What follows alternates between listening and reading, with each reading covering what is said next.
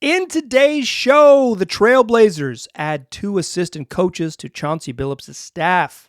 We'll get to know Tiago Splitter as well as Patrick St. Andrews as Billups' coaching staff appears to be finalized ahead of the 2025-2026 season. Welcome to Locked On Blazers. Let's get into it.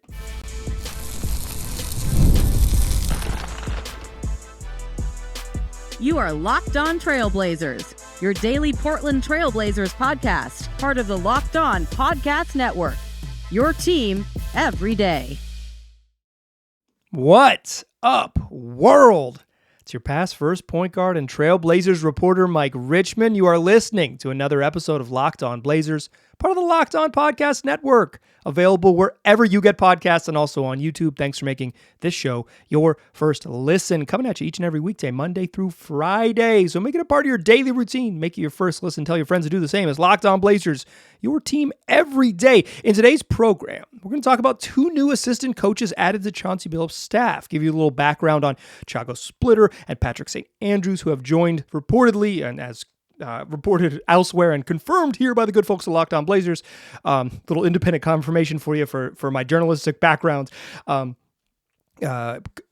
new hires, Tiago Splitter, Patrick St. Andrews. The Billups' staff appears to be finalized. We'll get to know both of those gentlemen, and we will talk about sort of their resumes leading up to this and what they could potentially bring to the Blazers. Let's start with the name you know first, although I think in the grand scheme of coaching, Tiago Splitter is probably has a little less shiny of a resume, or at least a little less, slightly less experience, like front of the bench doing NBA coaching type of things. You remember Tiago Splitter, who played for the San Antonio Spurs from 2010 up into the 2014-2015 season, a part of the 2014 championship team, a part of the 2013 runner-up team, famously got blocked at the rim one time by LeBron James.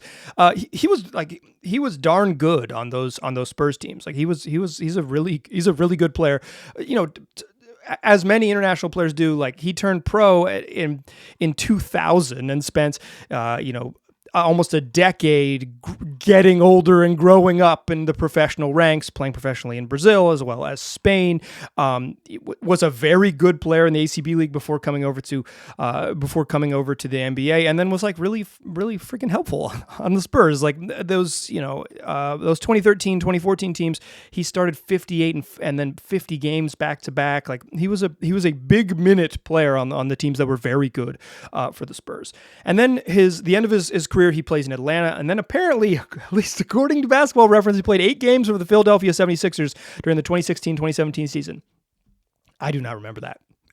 Those 8 games, that half hour of basketball he played for the Sixers in 2016, that one missed me. I did not know Tiago got down like that in Philly.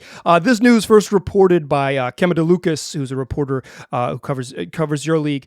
It confirmed a couple places locally, including, as I said, here by Locked On Blazers. I can indeed confirm that Tiago Splitter is going to join the staff. But the journalist in me, the former newspaper man in me, wants to give credit to who had it first. Kema DeLucas was the first to report it.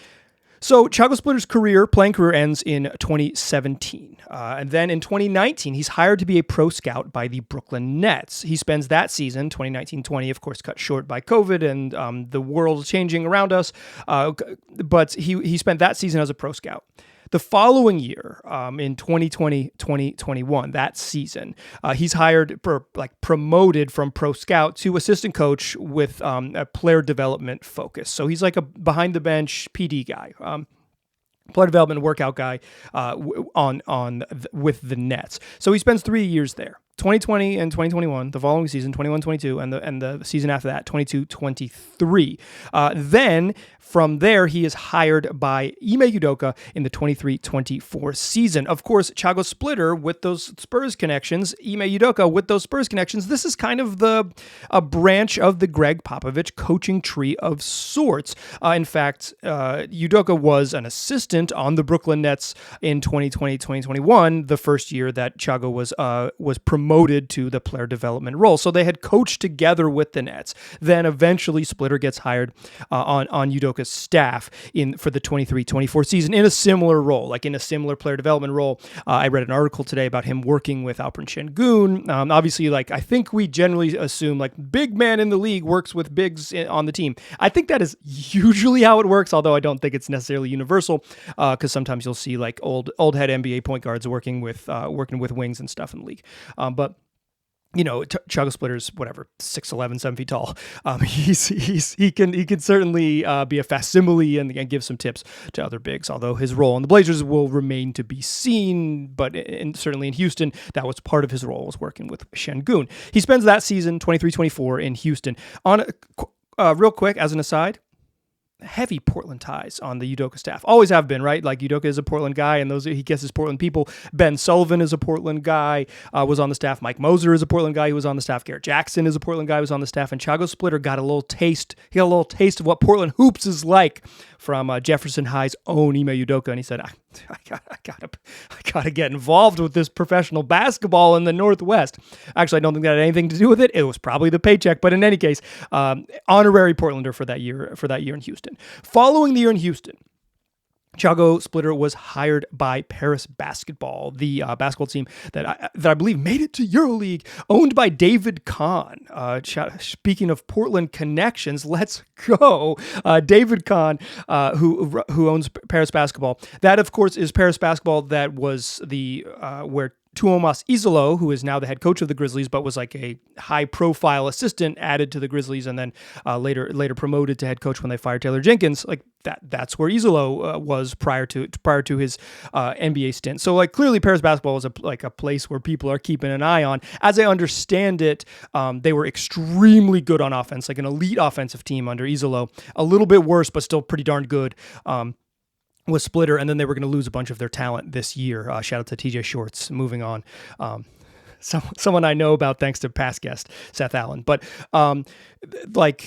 so Splitter, was maybe going to coach a worse team by virtue of how basketball in other countries, professional basketball in other countries works, but he instead is moving to the Blazers. He hasn't had like a true assistant coach role. He has had these player development positions, and I would assume he would work a similar one with the Blazers, although I was unable to confirm that during my reporting.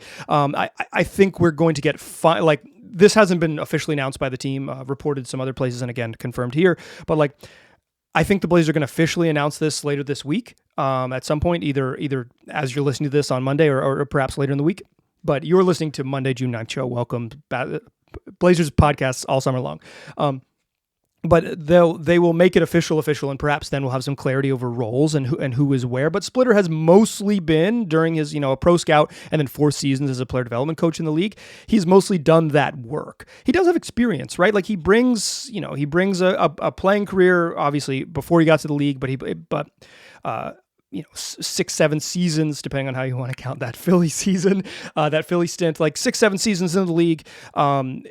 Obviously some really high level moments. Like he was very good on the Spurs. Don't get it twisted. He might not have like sexy counting numbers, but he's very good on the Spurs. But like he brings that experience as a player. He's had that background, 4 seasons as player development in the league. So I think that's likely what his role will continue to be. Albeit if he was like wooed out of a job in Europe, we'll see like kind of what he was promised. But I think that's the name is Tiago Splitter. The name I know. I was like, oh, cool, Tiago Splitter. Where's Fabricio Berto at? Where's Nazir Muhammad? Where's DeJuan Blair? Let's get the whole gang here. No, certainly the name I know, but not as shiny or as well-rounded a resume as the other player or the other person, the other coach the Blazers hired. That's Patrick St. Andrews, who was most recently with the Memphis Grizzlies, albeit hired from the unemployment line because he was fired along with Taylor Jenkins with about 3 weeks left in the regular season. Let's get to know Patrick St. Andrews, or Saint as they called him in Memphis, as I understand it. Join me in that second segment and we will do just that. First, though, I want to tell you about Monarch Money. Look, do you ever check your bank account or just your finances at large and think like, where did my money go? Well, Monarch Money is here to help you take take that feeling away, because they want to help you balance your budget and plan for the future. It's your personal CFO giving you full visibility and control over your finances. It's not just a budgeting app. It's a complete financial command center. Monarch Money helps you track all of your accounts, all your investments, and all of your spending in one place. So you stop just managing your money and you start building your wealth. If you are someone who has, a checking account, savings account, some investments, maybe a mortgage, you might have to click through a bunch of different apps, to a bunch of different websites to monitor all those things at one time. With Monarch Money, it puts it all in one place and allows you to plan both for long-term and short-term planning goals at the same time. So take control of your finances with Monarch Money. Use the code LOCKEDONNBA at monarchmoney.com for 50% off your first year. That's monarchmoney.com, and the code is LOCKEDONNBA for half off your first year. All right. So we talked Tiago Splitter, the name you know. The name that you might not know is Patrick St. Andrews, who joins the Blazers most recently of the Memphis Grizzlies, an assistant, a front of the bench assistant on Taylor Jenkins' staff, who was let go, or to put it a little more bluntly, fired along with Taylor Jenkins with like 3 weeks left in the regular season, when the Grizzlies made an abrupt shift to install Tuomas Izolo and fired some Jenkins along with some assistants along the way. But St. Andrews is, or Saint as they call him, I read a story in the Commercial Appeal by Locked On Grizzlies host Michael Cole, where the Grizzlies players were calling him Saint. I wonder if that nickname will travel with him. But Saint began his coaching career, St. Andrews, in 2013 with the Hawks. He was a seasonal assistant, basically like an intern with the basketball ops staff. And then he moved to assistant video coordinator the following season in 2014-15. And then he was promoted to head video coordinator in 2016-17, and then to an assistant coach in 2017 for the 2017-2018 season. So like, this is a dude who grinded for 4 years as like someone to even get a shot. And then he joins the 2017-2018 Hawks as part of Mike Budenholzer's staff. And he is like, Mike Budenholzer is a Greg Popovich tree, right? Like, he's part of the Greg Popovich tree. He was an assistant coach on the Spurs for a couple decades, starting in 1996 until he ended up in Atlanta. Taylor Jenkins, also part of the Spurs tree. He was head coach in the G League as well.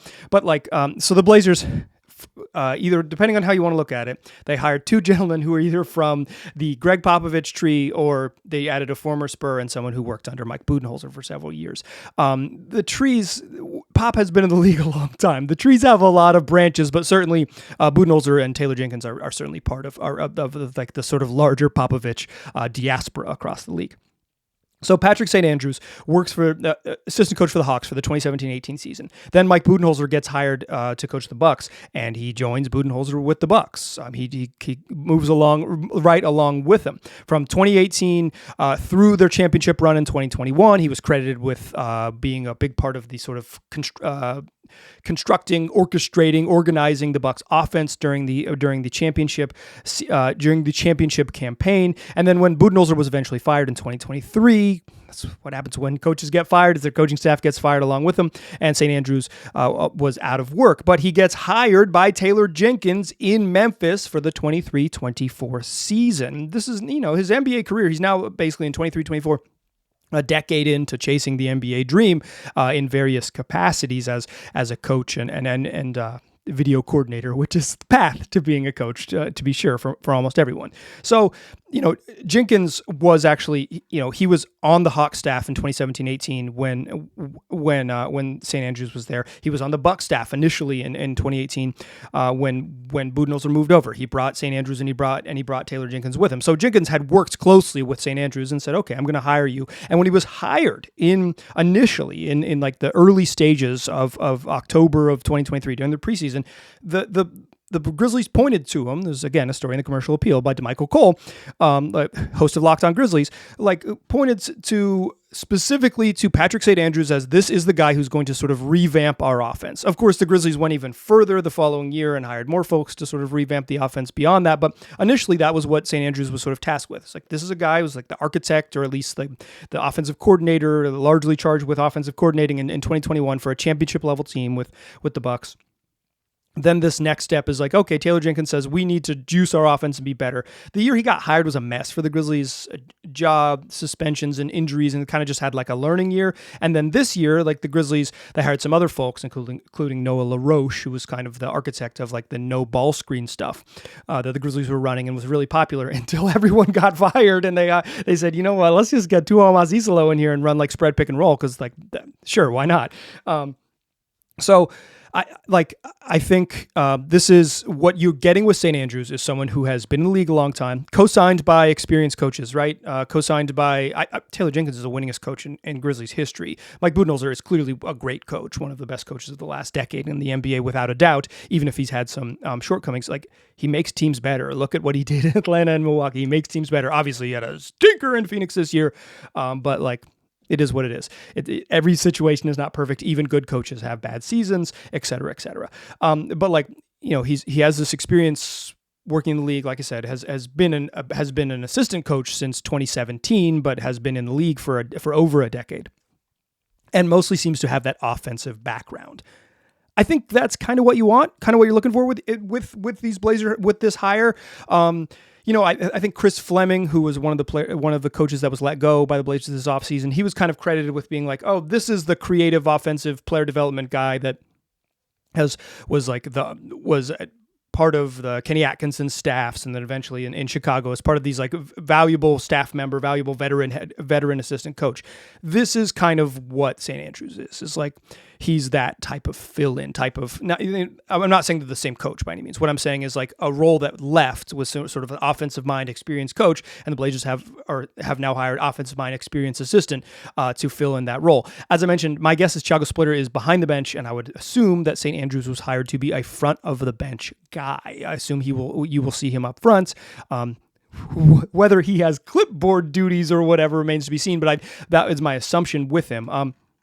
You know, it's hard to know with coaching, and I'll talk about this more to close the show in a second, but like, it's hard to know with coaching, but this, you know, grinded to get an opportunity, has been co-signed by, you know, Mike Budenholzer and Taylor Jenkins, two coaches that I think are just straight up good, very good coaches. You know, and is out of the league due to the sort of weird, out of a job due to like the weird churn of NBA coaching cycles. I think this is, without knowing how it all works, I think this is like the type of resume, as I mentioned in some past hires, the type of resume that is appealing, right? Experience fits a specific need. The Blazers need to get a little bit better on offense. Some of that is talent. I would say the vast majority of that is they need to become more talented on offense, but having new, fresh way to look at improving an offense that was certainly the weak part of the team is valuable. And this is someone who's been charged with doing that at a championship level, charged with doing that with in another setting in Memphis, and now we'll have that opportunity. I assume, although we'll have to figure out how it all works, I would assume a similar opportunity now with the Trailblazers. Let's talk about the finalized coaching roster, the finalized coaching staff for Billups. That's what we'll do to close the show. Who all is in the boat? Let's talk about who's left and who's going to be sitting where. Join me in that second segment, won't you? Excuse me, the third segment. We'll close the show with it. First, though, I want to tell you about DoorDash. Look, we're in the NBA Finals. I'm recording this prior to Game 2. You're probably listening to this, unless you're really dedicated, shortly after Game 2 of the NBA Finals. Shout out to my everydayers.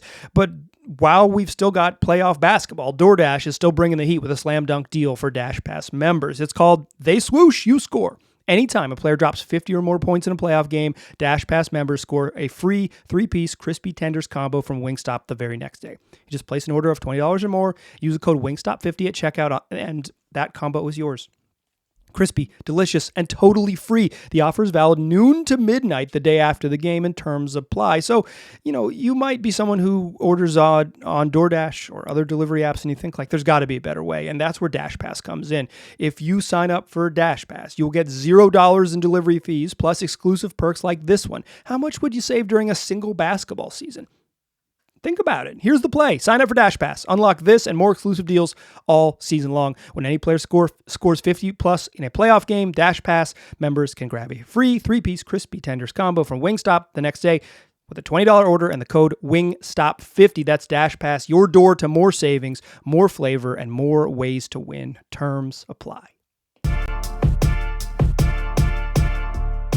Still a pass versus point guard. I'm still Mike Richmond, and you are still listening to Locked On Blazers. So, 2 new coaches in. Tiago Splitter, who I assume is coming in a player development role. I didn't mention this in the second segment. And I apologize. I made a big thing about giving credit, and then I totally spaced on it. I scrolled too far down in my notes. It happens. But first, I believe, and I might be wrong about this, but I believe, first reported by Danny Morang of 1080 The Fan, that St. Andrews was joining the staff for the Blazers. Later, independently confirmed by Locked On Blazers. But yeah, sorry. Danny gets credit for that one. He had it. The old school journalist in me wants to credit who had it first. I think in general, you, dear listener, don't give a hoot.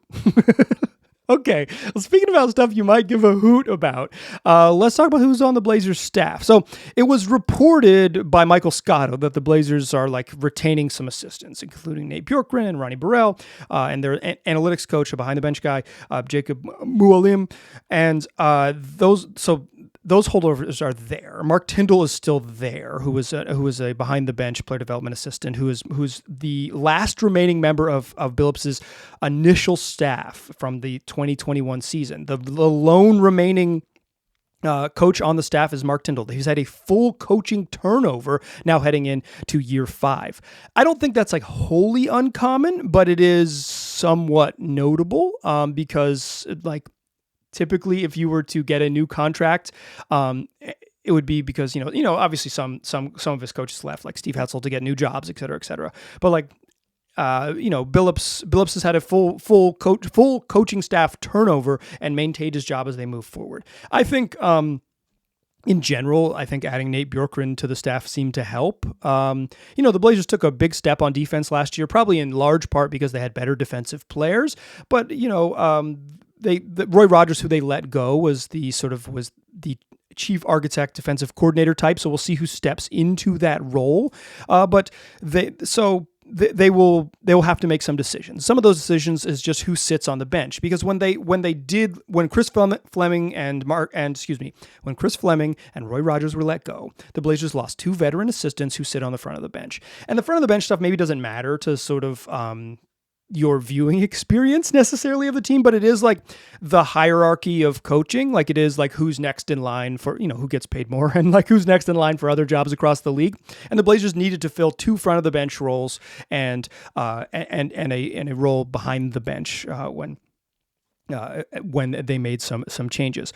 You will recall that on Friday's program, I mentioned that the Blazers had added former Stockton Kings head coach, that's in the G League, Quentin Crawford, who's worked in the league in various places, basically for Frank Vogel in various stops over the last 5 years. I would assume Crawford fills in a player development role behind the bench. I would assume Tiago Splitter fills in a player development role behind the bench. That would be my guess. They'll join Gil Abraham and Pujetter in those behind the bench positions. Nate Bjorkgren is effectively the lead assistant, although I don't know that his title is lead assistant or associate head coach, but he is certainly effectively and very obviously the lead assistant. He'll maintain that spot. So who sits on the front of the bench? Who joins them with those 2 spots? My guess is it'll be Patrick St. Andrews, who was just hired. He's had that role sitting on the bench with Memphis. I think he wouldn't take a job that was that big of a step down. I imagine that you pay him to do something similar. Also, if he's the offensive coordinator, obviously he's going to sit on the front of the bench. The offensive coordinator stuff is speculation based on his prior roles, but that would be my guess. You hire people to do what they're best at. That is generally how hiring works at good companies. You, dear listener, may have worked for some bad companies like I have over the years, where you are often hired to do something you are not particularly good at, or tasked with doing something that you are maybe not best at. But well-run companies, they put their folks in places to succeed. So you assume St. Andrews, place to succeed, offensive mind, run the offense. That would mean the Blazers are likely, unless Splitter surprisingly is in front of the bench, to promote someone. And my assumption is that Jonah Hurskew will be promoted to the front of the bench. This is an educated guess, and I will note, recently I've really had a poor showing, maybe in the roughly a third of these, 33% roughly, with my educated guesses. I've been getting a lot of them wrong, but I bet this is right. So I assume the front of the bench coaches next season will be Nate Bjorkgren, there'll be Jonah Hurskew, and there'll be Patrick St. Andrews. And then behind the bench, you will get Mark Tyndall, you'll get Ronnie Burrell, you'll get Quentin Crawford and Pujetter and Gil Abraham. Quinn Crawford, the recently hired Quinn Crawford. I believe I said his name now 4 times. I think that's the staff. That looks finalized to me. There aren't rules about this. Like, you can add more folks, but if you just look at the size of the staff they carried last year and the size of the staff they currently have, it would track that this is it. This is the full bench. I'll mention this as I mention every time there's a hiring of sorts. I do think coaching is important. I don't think it's nearly as important as talent. Talent wins in the league, but it's undeniable that coaching is a big part of this. And I think assistant coaching, like the quality of a staff, is a really important variable that is largely unknowable from the outside. Even the beat guys who are as close to the team as possible, largely unknowable. Some people do a better job maybe reporting it than others, but like I think it is hard to know exactly the quality in real time of an assistant coaching staff. And yet I think it is undeniably a huge variable in the quality of the team, because it's not only just like the messaging from here's what we want to do on down as you work with players individually. It's understanding like certain assistant coaches who do better with certain personality types and certain egos and all of those things. Players who do well with veterans, players who do well with young players who need a little more guidance, et cetera, et cetera. Like, there is a real art to building a good coaching staff. Do I know whether this is a good coaching staff? I don't. I can read you, I'm pretty good at research. I'm pretty good at reading Wikipedia. I'm pretty good at, searching the maybe major newspapers for stories of how it all works, right? But the actual way that this goes from, palette to canvas is pretty hard to see from my perspective. I think in general, these are, you want to hire guys with like some experience in the league doing the job and acumen that fits a specific need. Tiago Splitter has experience doing the specific job he's likely hired for. Patrick St. Andrews seems to have acumen in the skill that you need, guiding an offense, making the offense a little more quality, a little more creative, a little smarter, a little better. In general, these seem to check the boxes. How cleanly they check the boxes remains to be seen, and quite frankly might be unknowable during the entire run of it. But I do think, if you're just looking on paper, these seem like good hires on paper, right? These seems like valuable hires on paper. We shall see, because it is hard to know. And again, like, even if you get the coaching staff 1,000,000% correct, to me it's something like 25 or 30% of the equation. Talent wins in the league, but the Blazers aren't necessarily going to like be a team that, like, if they don't make the playoffs, they had a bad season. The point of hiring good coaching staff, so you're playing with purpose and playing with like a real direction and like identity. If this staff coaches a team that wins, 29 games, but they have like obvious direction and identity, I think you feel really good about it. But again, from here in early June, the first, I guess the second week of June now, as I'm recording this, do I have confidence on what it will end up looking like? Not necessarily, but I think I don't think there's anything inherently wrong about any of these hires, so there's no reason for now to be anything but optimistic of what it looks like going forward. That is going to do it for today's show. Come back for 4 more the rest of the week. I'm trying to nail down a couple draft interviews. We will talk all things NBA draft as we inch closer, less than 3 weeks away from draft night. We'll do what we do 5 days a week, wherever you get podcasts, also on YouTube. Tell your friends about the program. I appreciate you listening. I'll talk to you soon.